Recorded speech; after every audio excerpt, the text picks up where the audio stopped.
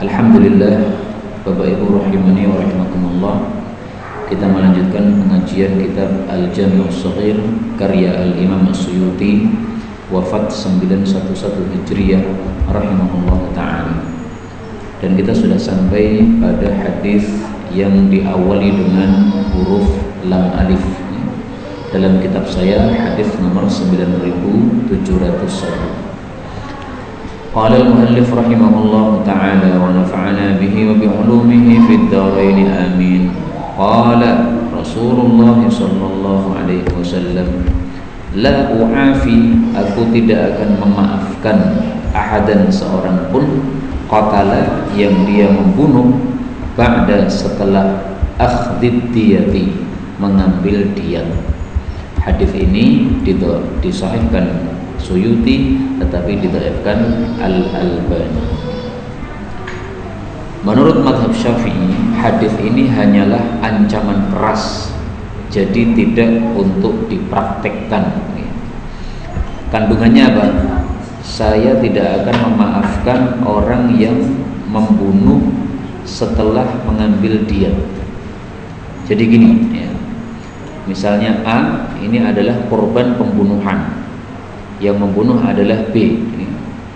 Nah, kemudian keluarga A ini tidak meminta qisas, tetapi meminta membayar diyat.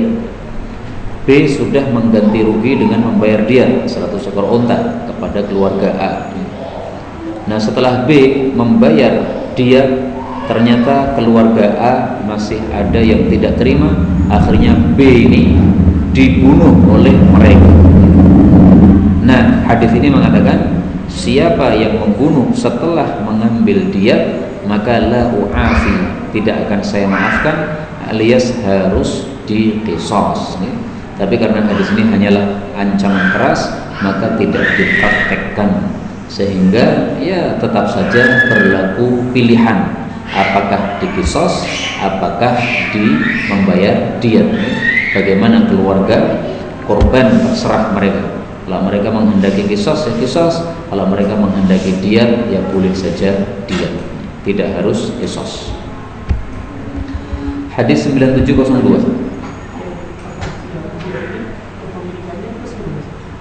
Apa? 100 onta ini kan menjadi hak milik keluarga korban.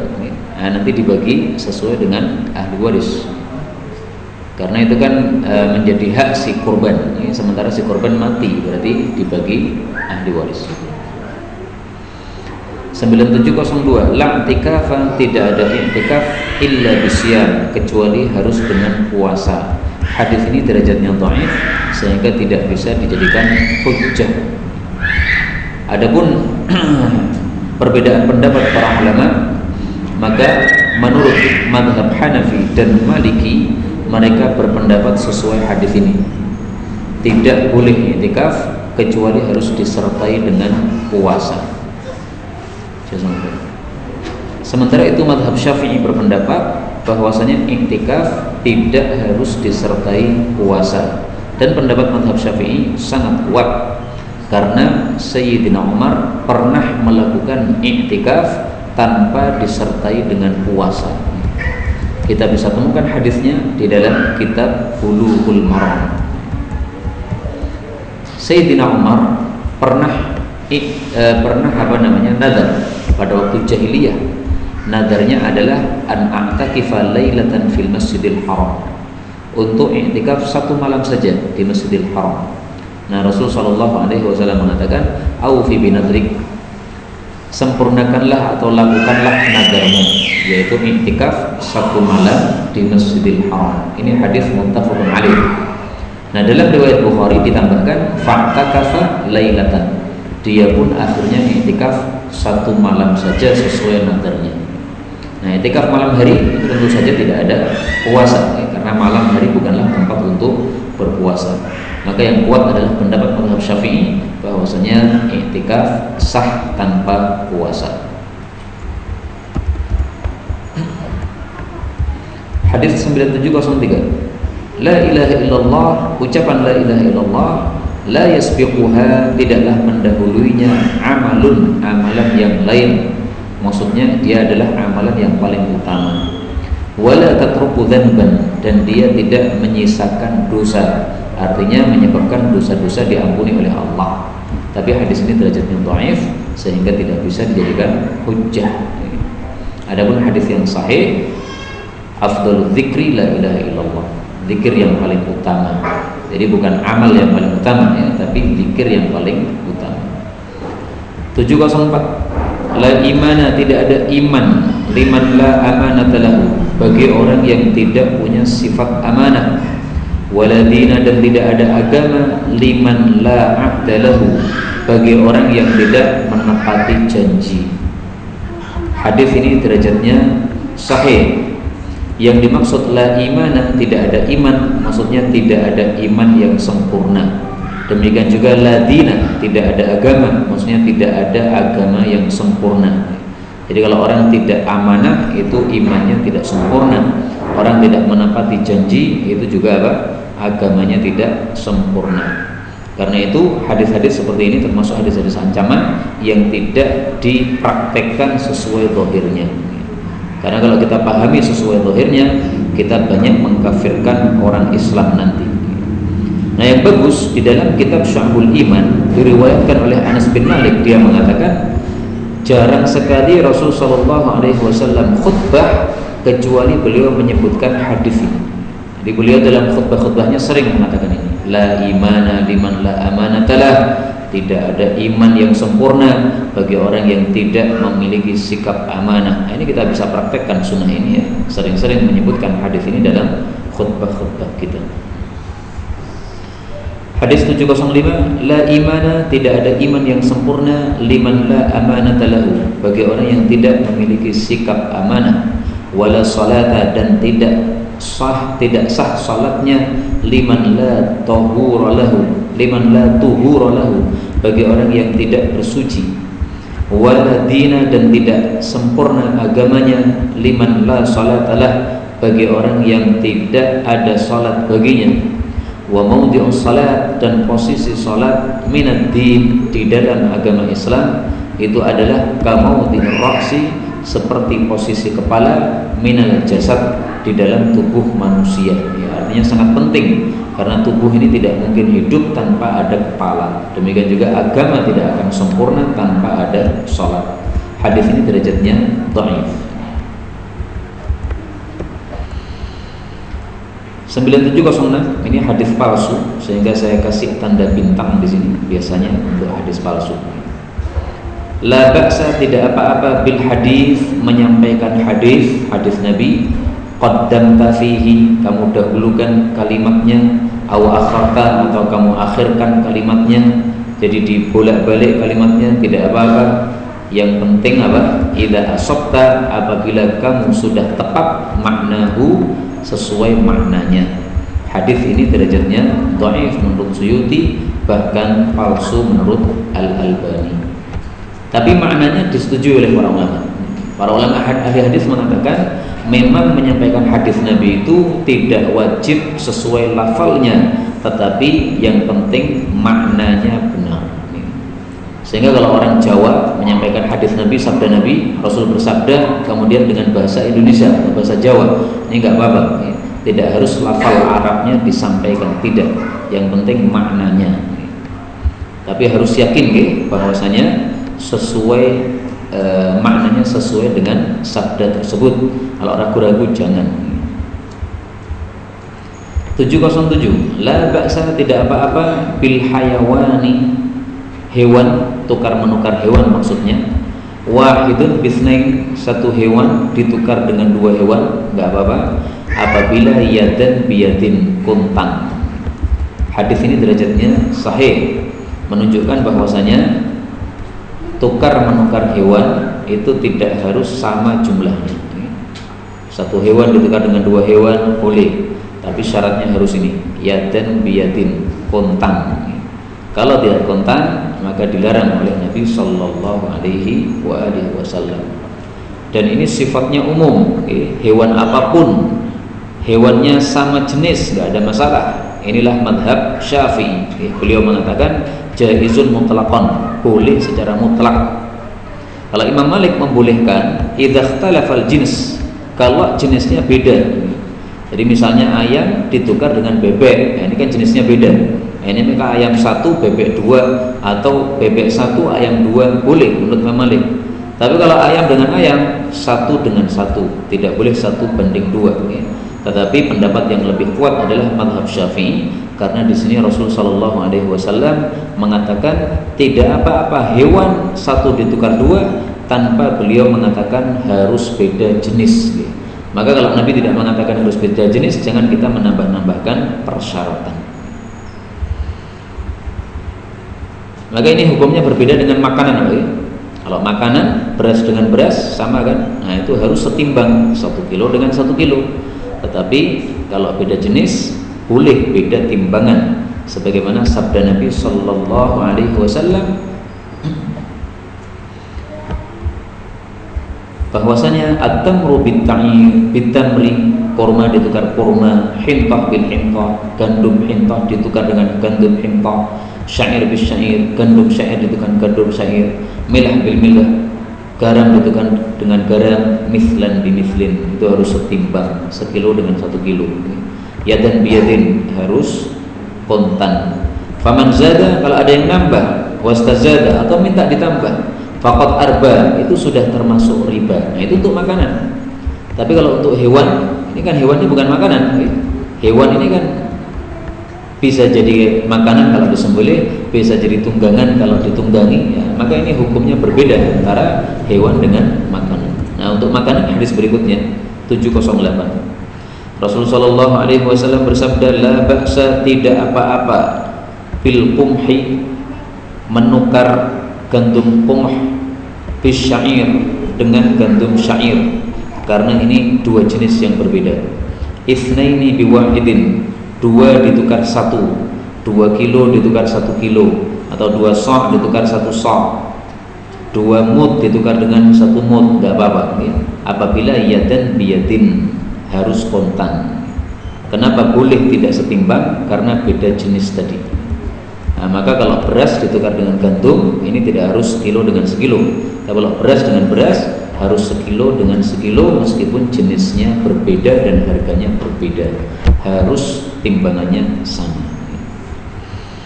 709. La ba'sa, tidak apa-apa, bil ghina, kaya, liman ittaqa, bagi orang yang bertakwa. Jadi syarat boleh kaya itu kalau punya takwa. Karena kalau tidak punya takwa, itu kaya menyebabkan dosa. Dia mengambil dari harta yang haram, kemudian dia tidak mengeluarkan kewajiban harta, misalnya zakat, kemudian dia mengeluarkan uang untuk sesuatu yang haram. Nah, itu kalau tidak punya takwa. Nah, kalau punya takwa silahkan kaya, nggak apa-apa. Wasihah, sehat itu liman ittaqa, bagi orang yang bertakwa, khairun, lebih baik, minal ghina, daripada kaya. Kenapa? Karena sehat itu adalah pertolongan atau bantuan untuk ibadah kepada Allah Subhanahu wa taala. Karena kalau kita sehat bisa ibadah nyaman, kalau sakit susah ibadah. Wa tibun nafsi, dan kenyamanan jiwa itu minan na'im, termasuk nikmat Allah Subhanahu wa taala. Hadis ini sahih, dan hadis ini ada sababul wurudnya, sebabnya kenapa Nabi menyampaikan hadis ini. Pada suatu hari Nabi SAW keluar, beliau habis mandi, dan tampak beliau itu orangnya lagi gembira, senang. Nah, para sahabat mengatakan, fadhananna, maka kami menyangka, annahu alamma bi ahli, bahwasanya beliau baru saja selesai mengumpuli istrinya, nah, sehingga kelihatan gembira. Maka kami bertanya kepada Nabi SAW, ya Rasulullah, Anda hari ini kelihatan sangat senang sekali. Nah, beliau kemudian menyampaikan hadis ini. Nah, yang berkaitan dengan kondisi beliau, kalimat terakhir, tibun nafsi minan na'im, saya sekarang lagi gembira, ini termasuk nikmat Allah yang Allah akan mempertanyakan nikmat tersebut kepada kita. Karena semua nikmat kita diminta pertanggungjawabannya oleh Allah Subhanahu wa taala. Apakah sudah bersyukur ataukah tidak? Dalilnya apa? Dalam Al-Qur'an. Allah Subhanahu wa taala mengatakan, "Tsumma latus'alunna yawma idzin 'anil na'im." Ini surat At-Takatsur ayat 8. kemudian betul-betul kalian akan ditanya pada hari kiamat tentang kenikmatan-kenikmatan dari Allah, apakah sudah mensyukurinya atau belum. Karena itu Bapak Ibu rahimani wa rahimakumullah, jangan lupa setiap hari membaca wirid berikut ini. Wirid yang menyebabkan kita sudah menyelesaikan kewajiban syukur terhadap nikmat-nikmat yang diberikan oleh Allah Subhanahu wa taala pada hari ini, yaitu apa? Mengucapkan Allahumma ma asbaha bi min ni'matin aw bi ahadin min khalqik faminka wahdak la syarika lak falakal hamdu wa lakas syukru. Nah, siapa membacanya pada pagi hari berarti sudah melakukan kewajiban syukur nikmat hari itu. Siapa yang mengucapkannya sore hari sudah melakukan kewajiban syukur terhadap nikmat malam itu. Nah, maka sore hari juga kita baca, tapi asbaha diganti amsa. Allahumma ma amsa bi min nikmatin aw bi ahadin min khalqik faminka wahdak la syarika lak falakal hamdu wa lakas syukru. Nah, ini harus kita ucapkan setiap hari supaya kita sudah mensyukuri seluruh nikmat Allah Subhanahu wa taala. 710. La budda, haruslah minal arif, ada arif. Arif itu adalah wazir-wazir atau ya kalau zaman sekarang di RT atau RW atau wali kota, harus ada itu. Setiap kabilah itu harus ada ketua-ketuanya. Tetapi wal arifu finnar, ketua kabilah atau RT atau RW itu biasanya masuk neraka. Maksudnya kalau zalim kepada rakyatnya. Ini hadis derajatnya sahih menurut Al-Albani rahimahullahu taala. Kenapa harus ada RT? Ya karena tidak mungkin presiden ini mengurusi seluruh urusan rakyatnya. Dia harus punya wakil-wakil. Wakil-wakil ini fungsinya melaporkan kondisi-kondisi rakyat mereka terhadap kepada presiden yang di atas. Kalau tidak ada wakil-wakil tadi susah. Ini presiden harus jalan ke sana kemari mengetahui seluruh kondisi rakyatnya. Kalau tidak dibantu oleh wakil-wakilnya nggak mungkin bisa. Nah, maka Rasulullah mengatakan memang harus ada wakil-wakil tadi, ya, Pak RT, Pak RW harus ada. Tetapi biasanya mereka itu masuk neraka. Artinya kalau zalim, ya. Kalau tidak zalim ya enggak masuk neraka. 711. La birra, tidak ada baiknya ayyusama, bahwasanya dilakukan puasa fis safar, pada waktu safar. Ini hadis ada sababul wurudnya, yaitu ada orang bersafar kemudian nekat puasa, akhirnya dia pingsan. Nah, Rasulullah bersabda, tidak ada baiknya puasa pada waktu safar kalau menyiksa diri sampai pingsan tersebut. Dan memang orang yang musafir ini lebih afdalnya puasa atau tidak, itu diperselisihkan oleh para ulama. Ada 4 pendapat. Pendapat pertama mengatakan bahwasanya berbuka lebih afdal berdasarkan hadis ini. Pendapat yang kedua mengatakan puasa lebih afdal karena Rasul sallallahu alaihi wasallam pernah puasa pada waktu safar dan Allah mengatakan wa antasumu khairul lakum, puasa lebih baik bagi kalian. Pendapat ketiga mengatakan sama saja, tidak ada satu lebih afdal dari yang lain karena Rasulullah bersabda in syi'ta fasum wa in syi'ta fa'aftir. Kalau kamu mau silahkan puasa ketika safar, kalau kamu mau silahkan berbuka, berarti sama aja kan. Pendapat yang terakhir yang ini dipilih oleh Syekh Utsaimin bahwasanya yang paling afdal adalah yang paling mudah untuk kita. Dan pendapat ini sangat kuat karena Allah mengatakan yuridullahu bikumul yusra wa la yuridu bikumul usra. Allah menghendaki kemudahan, Allah tidak menghendaki kesulitan. Hadis berikutnya 712. La ta'tu, janganlah kalian itu mendatangi al-kuhan, para dukun-dukun, yaitu orang yang mengatakan mengetahui perkara yang gaib. Nah, larangan dalam hadis ini sifatnya haram, bukan makruh. Sehingga kalau ada orang yang nekat datang kepada dukun, nah ini berdosa. Ancamannya apa? Rasulullah bersabda, man atakahinan, barang siapa yang mendatangi dukun, fasaddaqahu bima yaqul, lalu membenarkan ucapan dukun, faqad bari'a mimma unzila ala Muhammad, berarti sudah berlepas diri dari Al-Quran yang diturunkan oleh Allah kepada Nabi Muhammad sallallahu alaihi wasallam. Ini ancaman keras, nggak boleh datang kepada dukun kecuali datang untuk menyingkap kebohongan mereka. Nah, itu boleh bagi orang-orang yang memang berilmu. Tapi orang-orang biasa jangan, karena khawatir malah terkecoh oleh dukun tersebut. 7.13 La ta'ti, tidak akan datang, mi'atu sanah, 100 tahun, wa 'alal ardi, sementara di atas muka bumi ini, nafsun manfusatun, jiwa yang terlahir, al-yauma, pada hari ini. Hadis riwayat Imam Muslim sahih. Hadis ini disampaikan oleh Nabi pada tahun 9 Hijriyah. Kapan itu? Ketika beliau pulang dari perang Tabuk. Perang Tabuk ini adalah apa? 9 Hijriyah. Nah, pada tahun tersebut beliau mengatakan, setelah ini 100 tahun lagi tidak ada yang masih hidup di antara orang-orang yang sekarang ini hidup. Ternyata betul, sahabat-sahabat Nabi paling terakhir mati adalah namanya Abu Tufail. Abu Tufail ini matinya tahun 110 Hijriah. Nah, berarti kan pas ya, waktu beliau mengucapkan hadis ini 9 Hijriah.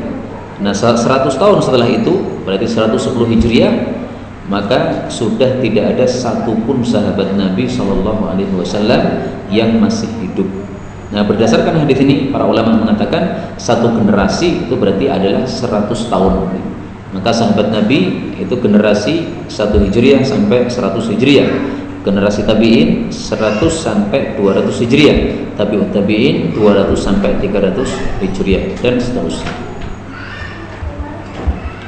Berdasarkan hadis ini juga kita mengatakan bahwasanya Nabi Khadir itu berarti sudah mati. Karena banyak orang mengatakan Nabi Khadir masih hidup, Nabi Khadir tidak mati. Nah, padahal Nabi Khadir itu termasuk nafsun manfusatun, termasuk jiwa yang terlahirkan. Kalau memang hari itu masih hidup, maka 100 tahun setelah Nabi bersabda ini, beliau sudah mati. Sehingga kalau ada orang-orang mendakwakan saya ketemu Nabi Khadir, nah ini perlu dipertanyakan lagi, karena tidak sesuai dengan hadis ini.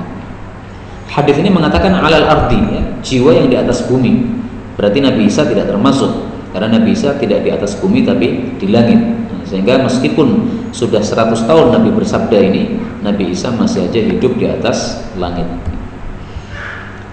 714 La ta'khudhu, janganlah kalian mengambil al-hadis, hadis atau ilmu, illa kecuali amman, dari orang yang tujizuna, kalian membolehkan atau menerima syahadatahu, persaksiannya. Hadis ini derajatnya dhaif, bahkan dikatakan palsu oleh Al-Albani.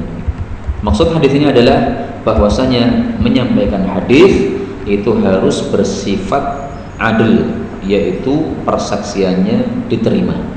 Kalau dia fasik itu kebalikan dari adil, maka tidak boleh menyampaikan hadis. Kalau dia menyampaikan hadis, maka hadisnya ditolak oleh para ulama ahli hadis. Maka hadis ini isinya benar, karena memang dalam ilmu mustalah hadis sudah disepakati kalau ada rawi yang tidak adil tetapi dia fasik, maka tidak diterima hadisnya. 715 La tu'akhiru, janganlah kalian itu mengakhirkan as-salata, salat, li ta'amin, baik karena makanan, wala li ghairi, atau karena yang lain.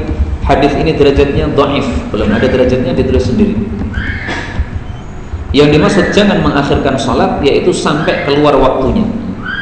Tapi kalau tidak sampai keluar waktunya enggak apa-apa, ya, karena Rasulullah SAW malah mengatakan kalau sudah dihidangkan makanan dan sudah siap makanan tersebut, maka dahulukanlah makan sebelum salat. Sabda Nabi SAW, fabda'u bil asya'i qabla salatil maghrib. Idza uqimatis shalah, apabila sudah diqamati salat, wa ahadukum sha'im, seseorang sedang puasa, falyabda' bil asya', hendaklah memulai makan dulu qabla salatil maghrib, sebelum salat maghrib. Nah, jadi nggak apa-apa salat diakhirkan gara-gara makan, tapi maksudnya diakhirkan tidak sampai keluar waktunya. Adapun hadis ini tadi, jangan mengakhirkan salat, yaitu jangan mengakhirkan salat sampai keluar waktunya, baik itu untuk makan maupun selain makan. 716. La tuakhiru, janganlah kalian itu mengakhirkan al janazah, jenazah, maksudnya pensolatan terhadap jenazah. Idza hadarat, apabila dia sudah tiba, maksudnya tiba di tempat pensolatan jenazah. Hadis ini derajatnya dhaif. Maksud dari sini adalah kalau jenazah itu sudah dibawa ke masjid misalnya, di mana dia biasa disolatkan jenazah di situ, maka jangan ditunda-tunda sholatnya, ya langsung aja sholat. Kecuali karena ada sebab, misalnya yang datang masih sedikit, nah kita menunggu supaya bertambah orang-orang yang sholat, nah itu ditunda nggak apa-apa. Atau menunggu orang-orang yang masih wudhu, belum selesai wudhu, nah itu tidak ada masalah, ditunda. Jadi ditunda kalau ada sebab nggak apa-apa, kalau tidak ada sebab tidak boleh. 717. La ta'dzan, tidak boleh memberikan izin imra'atun, seorang wanita, fi baiti zawjiha, pada rumah suaminya, baik itu memberi izin untuk masuk atau memberi izin untuk makan, ya enggak boleh, illa biiznih, kecuali dengan izin si suami. Nah, izin ini tidak harus izin yang jelas. Izin ini bisa dengan diketahui keridhaan dia. Suami saya memang biasanya ridho, enggak ada masalah kalau ada temannya datang makan, berarti tidak perlu izin lagi karena sudah mafhum, ya, sudah diketahui izinnya. Wala taqumu, dan tidak boleh wanita ini bangkit min firashiha, dari tempat tidurnya, fatusalli tatawwan, lalu dia salat sunnah, salat tahajud misalnya, illa biiznih, kecuali dengan izin suami. Nah, izin ini juga sama dengan tadi, tidak harus dengan kalimat yang jelas. Seandainya istri ini tahu bahwasanya suami saya memang biasanya mengizinkan, ya udah nggak perlu izin. Jam 12 malam dia bangun, ya udah langsung aja salat malam tahajud, nggak ada masalah, tidak perlu izin suaminya kalau memang suaminya diketahui tidak akan marah, ridho. Hadis ini menunjukkan bahwasanya pendapat mazhab Maliki salah. Mereka mengatakan boleh memasukkan bapak atau yang sejenis dengan dia ke dalam rumah tanpa izin suami. Nah, ini tidak benar. Jadi misalnya saya punya istri saya didatangi oleh bapaknya. Menurut mazhab Maliki, istri boleh memasukkan bapak dia ke rumah saya tanpa izin saya. Itu menurut mazhab Maliki. Nah, ini pendapat yang salah, karena Rasulullah mengatakan tidak boleh wanita mengizinkan, berarti siapapun termasuk bapak dia nggak boleh, karena ini kan rumah saya bukan rumah dia. Nah, maka harus izin saya. Tapi kalau sudah diketahui saya mengizinkan tanpa kalimat jelas, ya sudah, nggak perlu minta izin. Tapi kalau istri saya tahu bahwasanya saya tidak suka kalau mertua saya itu masuk, karena kalau masuk biasanya itu merusak nanti. Datang ke rumah kemudian nanti ngomong yang menyebabkan istri saya jadi berubah pikiran, agamanya jadi goncang misalnya, karena mertua saya bukan orang yang saleh. Maka kalau istri saya tahu bahwasanya mertua saya seperti itu, sementara saya tidak mengizinkan dia masuk, maka harus minta izin dulu. Jadi orang tua itu tidak boleh masuk ke rumah menantunya tanpa izin darinya, menantu laki-lakinya tanpa izin darinya. Hadis 718. La ta'dzanu, janganlah kalian itu mengizinkan liman lam yabda bisalam, bagi orang yang tidak memulai dengan ucapan salam. Hadis ini derajatnya sahih. Larangan dalam hadis ini sifatnya hanyalah makruh saja. Jadi kalau ada orang yang minta izin tanpa salam, kita juga boleh mengizinkan, tetapi makruh, karena di sini dilarang. Jangan mengizinkan, ini tidak sampai kepada haram. Karena ini maksudnya adalah takdib, yaitu pendidikan. Orang itu mestinya kalau minta izin salam dulu, assalamualaikum, boleh nggak saya masuk? Kalau tiba-tiba langsung boleh masuk tanpa salam, nah itu nggak usah diizinkan. Sebagaimana sabda Nabi, man bada'a bil kalam, siapa yang memulai dengan ucapan qabla salam, sebelum salam, fala tujibu, nggak usah dijawab. Demikian juga sabda Nabi, man bada'akum bisu'al, siapa yang memulai bertanya qabla salam, tanpa salam, fala tujibu, enggak usah dijawab.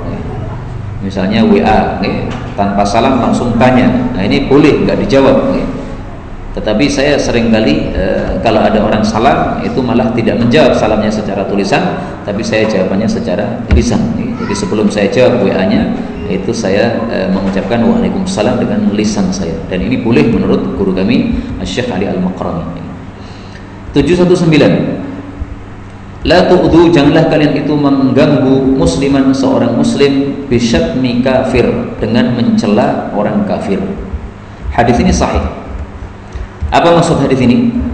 Nah, perlu kita membaca sababul wurudnya supaya paham. Ikrimah ini adalah putranya Abu Jahal. Abu Jahal mati kafir, Ikrimah akhirnya masuk Islam. Tapi setelah Ikrimah ini masuk Islam, kalau dia melewati kota Madinah, orang-orang muslim sering mengatakan hadza ibnu aduwillah, ini putranya musuh Allah, yaitu Abu Jahal.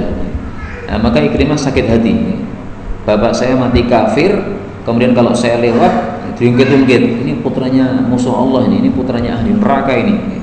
Nah, maka Ikrimah lapor kepada Nabi SAW, maka Nabi naik mimbar, kemudian beliau berkhutbah, la tu'dhu musliman bisyatmi kafir, tidak boleh menyakiti hati orang muslim dengan mencela bapaknya yang kafir, atau mencela anaknya yang kafir, atau mencela istrinya yang kafir, nggak boleh. Nah, kafir ini sudah memisahkan antara bapak dengan anaknya, ya. Yang mati kafir ya udah, berarti dia neraka, sementara anaknya masuk jannah karena dia muslim. 720, la ta'kulu, janganlah kalian memakan al-basal, bawang merah atau berambang bahasa Jawanya, an-nayyi, yang mentah. Jadi bawang atau berambang mentah tidak boleh dimakan karena akan mengeluarkan bau mulut yang tidak enak. Sebagaimana dalam riwayat Imam Muslim, fa innal malaikah, karena sesungguhnya para malaikat tata'adza, terganggu, mimma yata'adza minhu banu Adam, dari apa yang manusia terganggu darinya. Nah, maka jangan memakan yang mentah-mentah. Kalau mau makan hendaklah dimasak dulu. Tapi larangan di sini tidak sampai kepada haram, ya. Seandainya ada orang yang suka makan bawang mentah atau berambang mentah, ya boleh, tetapi hendaklah setelah itu membersihkan mulutnya supaya tidak membawa bau yang tidak enak. 721, la ta'kulu, janganlah kalian makan bishimal, dengan tangan kiri. Fa inna syaitan, sesungguhnya setan, ya'kulu bishimal, makan dengan tangan kiri. Hadis sahih. Hadis ini menunjukkan larangan makan dengan tangan kiri. Menurut mazhab Hambali hukumnya haram makan tangan kiri. Menurut mazhab Syafi'i hukumnya hanya makruh saja. Saya cenderung bahwasanya makan dengan tangan kiri hukumnya haram. Kenapa? Karena Allah Subhanahu wa taala mengatakan, wala tattabi'u khutuwatis syaitan, jangan mengikuti langkah-langkah setan. Innahu lakum aduwwum mubin, sesungguhnya setan adalah musuh nyata bagi kalian. Allah Subhanahu wa taala juga mengatakan, fattakhidhuhu aduwwa, jadikanlah musuh, jadikanlah setan itu sebagai musuh. Nah, kalau kita menyerupai setan, berarti menjadikan setan sebagai teman, bukan sebagai musuh. Padahal Allah menyuruh kita menjadikan setan sebagai musuh. Kemudian juga Rasulullah sallallahu alaihi wasallam bersabda, laisa lana mathalus saw, tidak pantas kita itu memiliki permisalan yang buruk. Nah, kalau kita makan dengan tangan kiri, ini semisal setan, padahal tidak pantas kita punya permisalan yang buruk. Hadis riwayat Imam Bukhari. Demikian juga Rasulullah sallallahu alaihi wasallam bersabda, man tashabbaha biqaumin fahuwa minhum, barang siapa yang menyerupai suatu kaum, dia termasuk mereka. Maka kalau ada orang muslim makan tangan kiri, berarti ini muslim tuyul karena menyerupai setan. Hadis riwayat Abu Dawud sahih. Nah, berdasarkan dalil-dalil yang sangat banyak ini, kesimpulannya makan tangan kiri haram. Tapi ada pengecualian menurut Imam At-Tabari, bahwasanya larangan ini tiada lain berlaku apabila tangan kanan ini tidak sibuk. Tapi kalau tangan kanannya sibuk, maka tangan kiri boleh dipakai. Misalnya apa? Misalnya tangan kanan kita kotor dengan makanan, kemudian di tengah-tengah makan kita tersedak, kita perlu minum, Sementara gelas ini kalau kita pegang dengan tangan kita ya kotor semuanya. Nah, maka menurut Imam Tabari seperti ini minum tangan kiri boleh. Kenapa? Tangan kanannya kotor. Ini menurut Imam Tabari. Dasarnya apa? Dasarnya perbuatan Ali bin Abi Thalib. Dia pernah memegang roti dengan tangan kanan, kemudian sate bakar dipegang dengan tangan kiri. Roti itu kalau orang Indonesia nasinya, kemudian sate bakarnya ini lauknya. Nah, maka menurut Imam Tabari seperti ini boleh. Atau bakwan sama apa? Sama cabai. Nah, ini boleh. Bakwannya sibuk, tangan kanannya sibuk pegang bakwan, maka tangan kiri boleh pakai. Ini menurut Imam siapa? At-Tabari rahimahullah taala.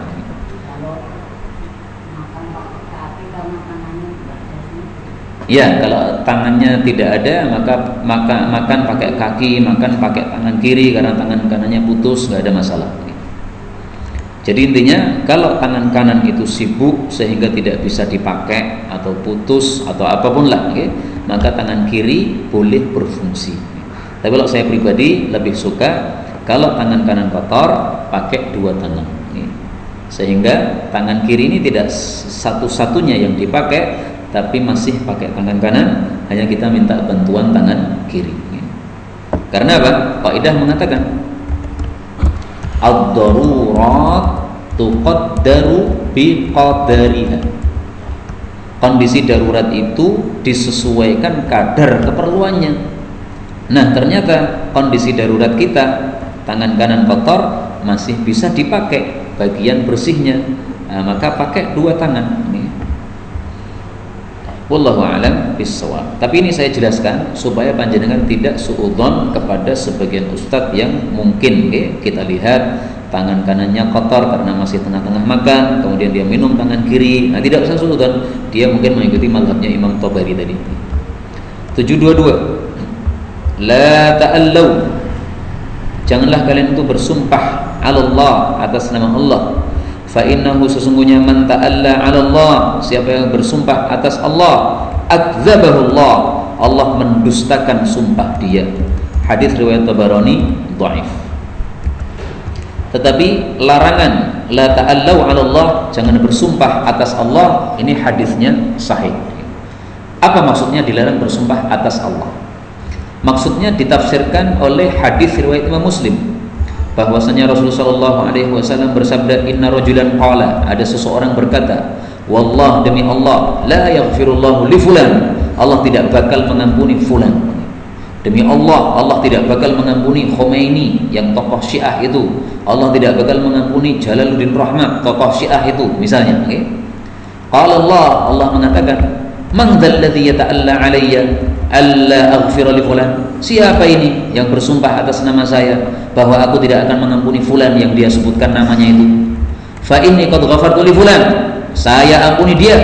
Wa ahbattu amalak, malah saya gugurkan amalan kamu karena kamu mengatakan sesuatu yang kamu tidak tahu. Jadi ini kan perkara gaib, Pak. Ampunan ini perkara gaib, maka tidak boleh kita mengatakan demi Allah ini fulan tidak mungkin diampuni oleh Allah. Demi Allah kalau saya pasti diampuni oleh Allah, enggak boleh. Meskipun kita ahlu sunnah, tidak boleh kita bersumpah dengan nama Allah bahwasanya tokoh-tokoh ahli sesat, ahli bid'ah, ahli syiah dan yang lain-lainnya tidak diampuni oleh Allah, nggak boleh seperti itu. Malah kita khawatir kalau Allah menjawab seperti ini, inni qad ghafartu li fulan, saya ampuni dia, malah saya gugurkan amalan kamu. Maka tidak boleh bersumpah atas nama Allah untuk perkara-perkara gaib seperti ini. Masalah ampunan, masalah jannah, masalah neraka, nggak boleh. 723, la tubashir, tidak boleh melihat kulit almar'atu, seorang wanita, almar'ata, kepada wanita yang lain. Jadi misalnya istri saya melihat kulitnya istri orang lain, istri tetangga saya. Fatan'atuha, lalu dia menyebutkannya li zaujiha, kepada suaminya, cerita, wah kulitnya putih sekali, jernih sekali kulitnya. Ka'annahu yanzuru ilaiha, seolah-olah suami tadi melihat kepada wanita tersebut. Enggak boleh. Hadis ini derajatnya sahih. Kalau di sini tertulis dhaif, ini salah, ini mestinya sahih. Karena diriwayatkan oleh Al-Imam Al-Bukhari rahimahullahu taala. Dan ini adalah dalil bahwasanya dalam masalah fikih ada istilah saddud dzara'i. mencegah segala perantara-perantara menuju kepada haram. Karena kalau saya diceritai tentang seorang wanita nih, kecantikannya begini begitu, kulitnya begini begitu, itu sama saja saya melihat langsung kepada kulitnya, padahal itu haram. Nah, maka perantara kepada yang haram juga diharamkan oleh syariat. 724, la tuba'u, tidak boleh dijual, ummul walad, budak ummul walad. Ummul walad itu adalah budak yang dikumpuli oleh majikannya, akhirnya hamil dari sebab perkumpulan tersebut. Nah, ini tidak boleh dijual. Hadis ini derajatnya dhaif, tetapi maknanya sahih, karena sudah ada kesepakatan para sahabat bahwasanya ummul walad tidak boleh dijual. Harus merdeka nanti kalau majikannya tadi mati. Bisa kita lihat dalilnya dalam kitab Bulughul Maram. Tulis saja ummahatul aulad. Naha Umar, Sayyidina Umar melarang an bai'i, dari menjual ummahatil aulad, ummahatul aulad. Faqala, dia mengatakan la tuba', enggak boleh dijual, wala tuhab, enggak boleh diberikan, wala turaf, tidak boleh diwariskan. Liyastampih biha ma badalahu, silahkan dia menikmati budak tersebut, ya, terserah dia. Fa idza mata, kalau majikannya tersebut mati, fa hiya hurrah, maka dia otomatis merdeka. Hadis riwayat Imam Malik. Nah, adapun memerdekakan, menjual ummul walad di masa Nabi itu adalah sebelum dinasahnya kebolehan tersebut. Adapun menjual ummahatul aulad di masa khilafah Abu Bakar As-Siddiq itu karena sebagian sahabat Nabi belum mengetahui larangan ini. Kemudian larangan ini yang disampaikan oleh Sayyidina Umar sudah mulai tenar di masa khilafah Sayyidina Umar, sehingga seluruh para sahabat Nabi SAW sudah tidak ada lagi yang menjual ummahatul aulad. Tapi memang ini masalah khilafiyah. Sebagian orang berpendapat bahwa larangan ini bukan dari Nabi tapi dari Sayyidina Umar, sehingga tidak bisa dijadikan dalil. Tapi yang lebih sahih adalah bahwa ini larangan bukan dari Sayyidina Umar tapi dari Nabi. Adapun di sini tadi disebutkan naha Umar melarang. Ini maksudnya Umar menyampaikan hadis Nabi yang melarang. Jadi bukan dari pribadi Sayyidina Umar, bukan, tapi dulu Nabi sudah pernah melarang, disampaikan lagi oleh Sayyidina Umar radhiyallahu taala anhu. Karena itulah di masa Sayyidina Ali bin Abi Thalib menjabat sebagai khalifah, dia mengatakan kepada Shuraih al-Qadhi, iqdi fihi bima kunta taqdi, putuskanlah dalam masalah ummahatul aulad seperti dulu-dulu kamu memberikan keputusan, yaitu tidak boleh dijual, hatta yakuna nas jama'atan, supaya manusia ini berjamaah, tidak berselisih pendapat. Nah, akhirnya sejak saat itu sampai sekarang sudah tidak ada lagi perselisihan tentang masalah ini, kecuali sebagian kecil dari ahli bid'ah yang mereka masih membolehkan menjual ummahatul aulad. Kita lanjutkan hadis 725, ini hadis terakhir dalam majelis ini.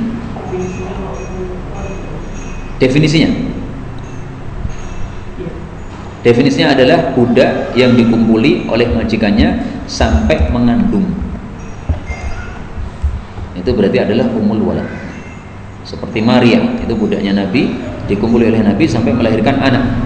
Anaknya namanya Ibrahim, itu berarti ummul walad. Nah, maka Maria ini ketika Nabi wafat tidak ada yang mewarisinya, tapi dia menjadi merdeka. 725, la tabaghadu, janganlah kalian itu saling membenci. Jadi sama muslim tidak boleh saling membenci. Kalau ada orang muslim membenci kita, jangan dilayani kebencian dia, enggak usah digubris, karena tidak ada gunanya kita bermusuhan dengan sesama muslim. Wala tadabaru, dan jangan saling membelakangi. Wala tanafasu, dan janganlah saling tanafus, yaitu lomba-lomba dalam mendapatkan dunia, gontok-gontokan dalam mendapatkan dunia, saling mematikan satu dengan yang lain, sama-sama penjual saling mematikan satu dengan yang lain. Nah, jangan seperti itu. Tetapi bagaimana harusnya? Wa kunu ibadallahi ikhwana, jadilah kalian itu menjadi hamba-hamba Allah yang bersaudara. Dalam hadis yang lebih lengkap ditambahkan kata-kata kama amarakumullah, bersaudara sebagaimana kalian diperintahkan oleh Allah. Nah, yang dimaksud diperintahkan oleh Allah itu pada surat Al-Hujurat ayat 10, Allah Subhanahu wa taala mengatakan innamal mu'minuna ikhwah, tiada lain orang-orang beriman itu bersaudara. Ini kalimatnya berita, tapi maksudnya adalah perintah. Bahkan para ulama mengatakan perintah itu kalau dimunculkan dalam bentuk berita, ini sifatnya lebih dahsyat daripada kalimat yang bentuknya perintah langsung. Inilah yang dapat kita pelajari pada malam hari ini. PR-nya adalah mengamalkan seluruh hadis-hadis yang sudah kita baca pada malam hari ini, terutama hadis terakhir ini. Jangan saling benci, jangan saling membelakangi, jangan saling tanafus dalam masalah dunia, dan bersaudaralah sesama muslim. Kalau ada umat Islam sesama muslim memusuhi kita, jangan dilayani, karena kalau kita melayani memusuhi dia, berarti kita sudah menjadi masuk di dalam jaring syaitan. Wallahu taala alam bisawab. Walhamdulillahi rabbil alamin.